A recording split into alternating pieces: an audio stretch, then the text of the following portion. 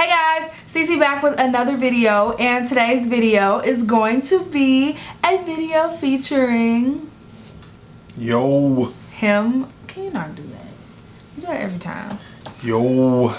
A video featuring my husband, and we will be talking about our budgeting and money saving tips for couples.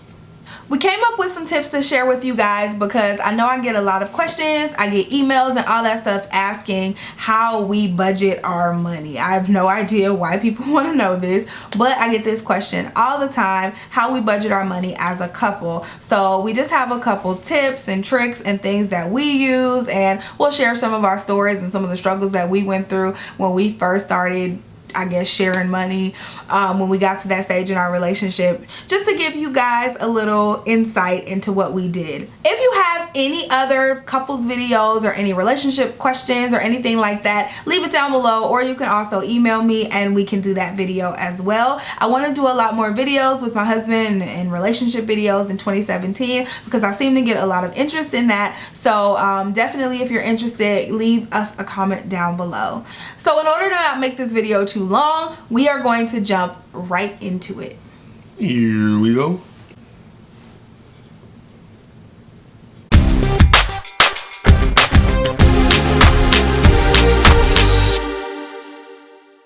So the first tip that we have for you guys is just to start. Do not wait until you're ready or until you're making a certain amount of money to start saving money. Just start saving. Yeah, I would agree with that. I would say that we had struggles in the beginning where it was kind of like, well, we would put some money away and then something would come up where that we deem like, okay, well, we need to take this money out. You need to kind of stick to a plan to be like, okay, no matter what comes up, this money is untouchable and you can't touch it. And because it could be something small, even a little like, oh, well, I overspent at the store, so I'm just gonna take $20 out of the savings, and you can't do that. You'll never have any money saved. Trust us, we know. The second tip that we have is, it kind of goes off the first tip.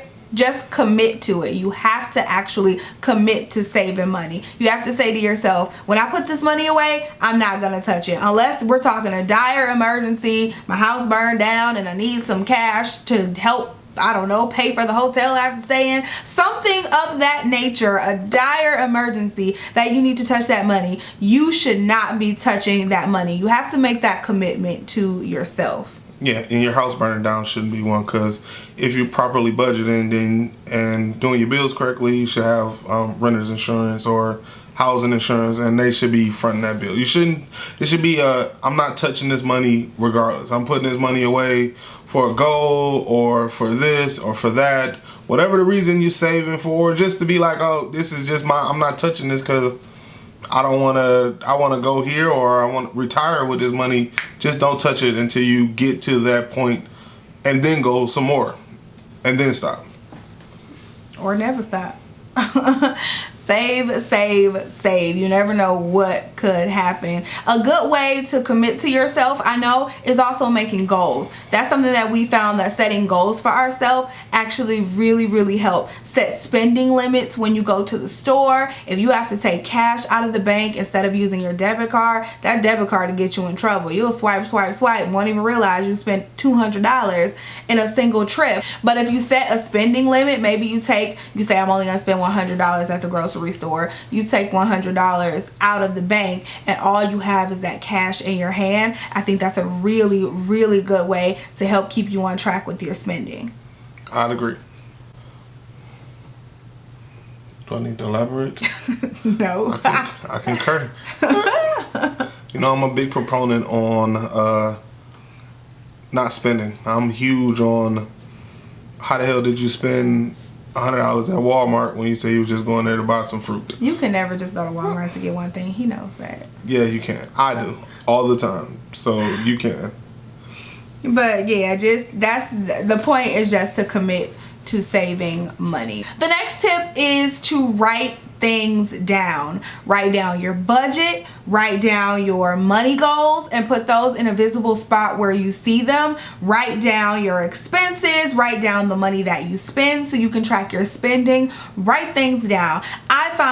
We find that when you put things in writing, it seems to help when you can see everything and you can actually see how much you've spent. Because when it's in your head, you don't really think about it. You're like, oh, I spent this, this, and this, and then you realize that you forgot about that, and that. So writing things down really, really helps. So every 2 weeks we kind of reevaluate things by her writing out exactly what bills need to come out as far as rent and gas and savings, and she'll send me that and I'll kind of critique that or whatever, and we go off of that and kind of getting a ballpark figure and seeing exactly on paper what we have left over and what we got to play with, and if we should save more or we should be like, okay, we got this coming up, and like bouncing things off of, and it's actually easier to see when it's written down, like, hey, I know I told you that, you know, we got the baby's party coming up, or we got this event that we got to attend, we got to do that, and we kind of bounce that stuff off each other. So writing it down and talking about it, being able to communicate through a piece of paper that's wrote down and seeing the actual money and being like, okay, well, we got this amount of money left over. That's an exorbitant amount of money left over. Let's go ahead and save some more money. It's easier to see it when you got that actual figure sitting in front of you.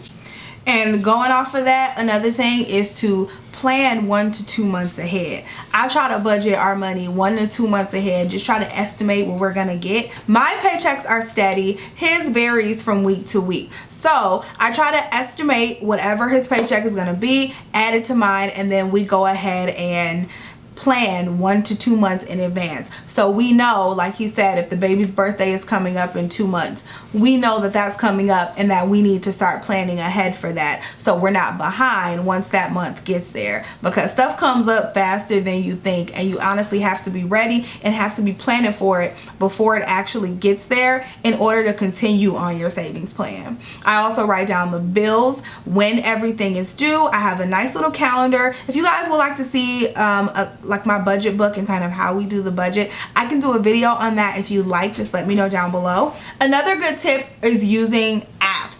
Apps are great because they do help keep your money in check. You have it right on your phone. Mint is a great app because you can put all your bills in there. You can pay your bills through that app, and you can see when bills are due and how that works. So Mint is actually a really great app. I stopped using Mint because I like to write things down, but I know some people don't really like writing things down and they do everything from their phone.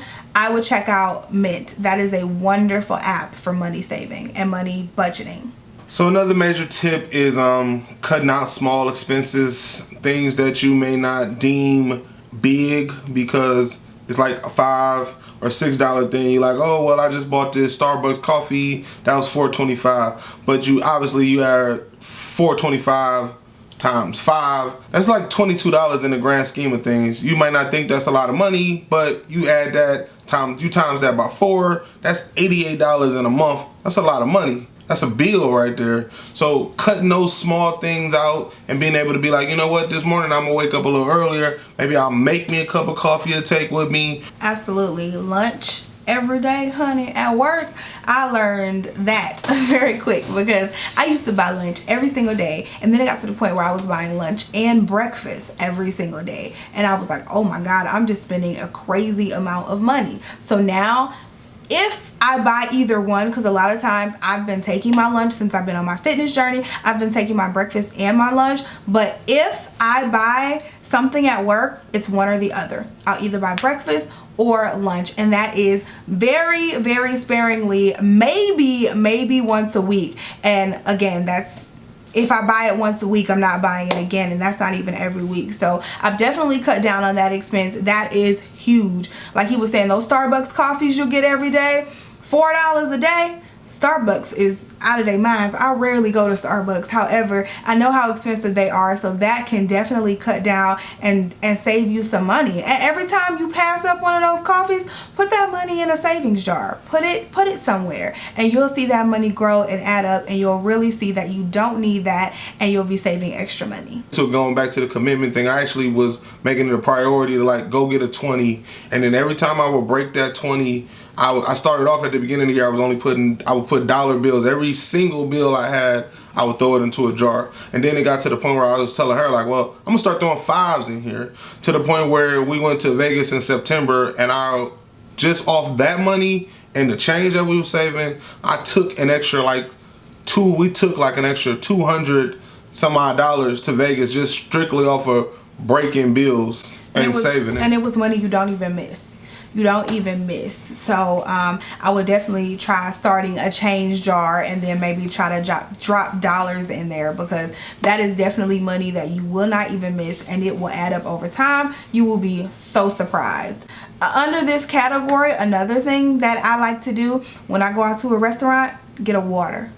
That drink is like an extra $3. That lemonade, that pop, whatever it is that you drink, that's like an extra $3. So get water. The last tip that we have for you guys is a big one, probably the biggest, and that is understanding your financial situation.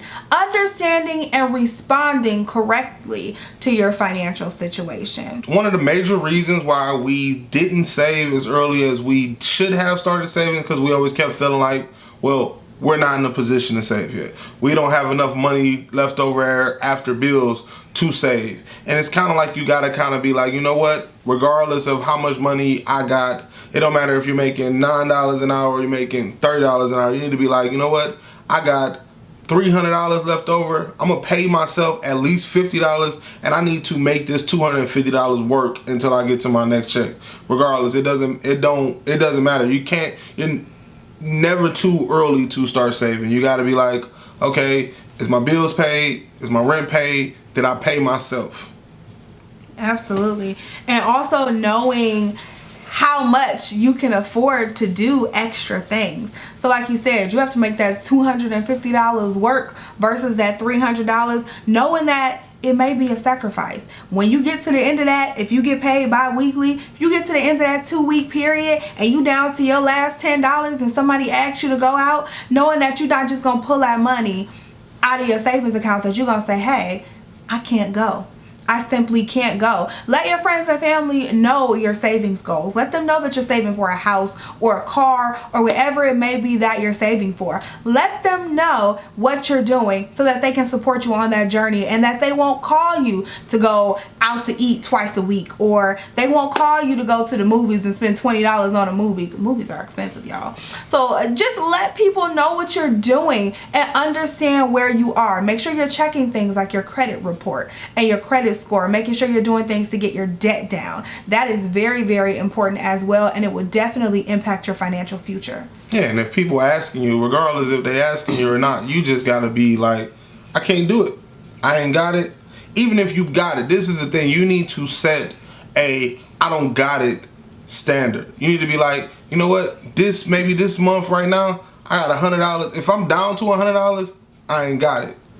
Next month, maybe if I'm down to $300, I ain't got it. It don't matter. You should never be broke. Zero should never be broke. That's it. You should never get there. You need to be like, if I'm get here, I'm broke. Absolutely. Set a bottom, which is not zero. Try to set a bottom for yourself. $100, $200, just so you're not asked out if something does come up and you need some money and you didn't go spend the last. Remember that time I bought them Uggs and we needed toilet paper? Yes. That's how bad I was, y'all. I was bad. I bought a pair of $200. They were like $175. And you only wore them one. Don't exaggerate. Like, you wore like one winter and you haven't even worn them again. That's not true. You wore them? No, I still got them and I wear them. You wore them one winter and then you wore them again. This winter or the last winter was very It don't matter. You wore them the winter you bought them, and then the winter that I had to help you get them on when you was pregnant with Morgan. That was it. And I wore them Raya's winter because it was really cold that winter. I don't remember that. Yes. So I wore the boots, okay? But the point is, we needed toilet paper. And I had a decision to make when I was at Dillard's. While I was shopping and at Dillard's. No, you forgot that we needed toilet paper and you came home with them boots. And I was like, well, did you get the toilet paper? And you said, oh. And that was a broke week for us. That was a broke week for us. And I forgot what we did. We got toilet paper eventually, but I forgot. I didn't know. Eventually, we figured it. We're gonna figure it out. That's the thing. It's a support system. We have a support system. I need to borrow it. We figured it out, but we've never. Thank God, we never had to be in a position like that. And just I don't say spending habits have changed, but no, our money just grew. My spending habits changed too. No, they didn't. But yeah, we had some broke times, y'all, but we definitely learned from them, and now we have been able to save so much money, and just by using some of these simple tips. So I think that's it. Got anything else? Yeah, you see this dope ass Kyrie hat? You see that? Oh my god. Can y'all see that? Nope, it's gonna get blurry. Oh, can y'all see that? That's Kyrie right there. And that's the championship trophy. Every time I get on this camera until June of 2017, I'm going to make it a presence to be known that we are the champions. So, I'm just saying. Anyway, you have anything else to say about budgeting? Any last words? Last words I would say is pay yourself. That's the number one thing. I honestly give a lot, and he gonna love this. I give a lot of our budgeting and saving stuff is to her father-in-law, my father-in-law, her father, because he always constantly told us since we've been together almost, are y'all saving? What y'all saving? What y'all doing? We are saving. Y'all saving. You're saving. When you gonna start saving? And it finally has hit us, and we there. And he was telling us that when he knew we was broke, and he was telling us we all need to start saving. And that's what I'm saying, y'all. It don't matter where you at. You can't, even if it's $10 every paycheck, you need to save something. You got to pay yourself. Very true. Cleveland is the city of champions. Okay. We have for you guys. I hope you guys enjoyed this budget video, and I hope it helps you in some kind of way. Again, if you have any other questions, relationship advice, anything like that, or any video requests at all, leave them down below in the comment section, and you can also email me. My email is always listed down below as well. I love you guys so much. Don't forget to follow me on all of my social medias, my Snapchat, my Instagram, and also my Facebook. Hey, Marquise 727 on Instagram. You're so corny. I'm not on Snapchat, but not like that. I am, but I'm not. Yeah, go ahead and follow me down below too. Go ahead and drop that link. You down below? Yeah, I should be. Drop that. Go ahead. And if I'm not, MARQUIS 727, because people don't know how to spell my name or say my name correctly. So go ahead. I'm a great follow. I'm a great dad. What? They say that about me on Instagram. Shut up. Alright guys, so again, I love you so much. Thank you so much for watching. Thank you for supporting my channel. And I will talk to you in the next video. Bye guys.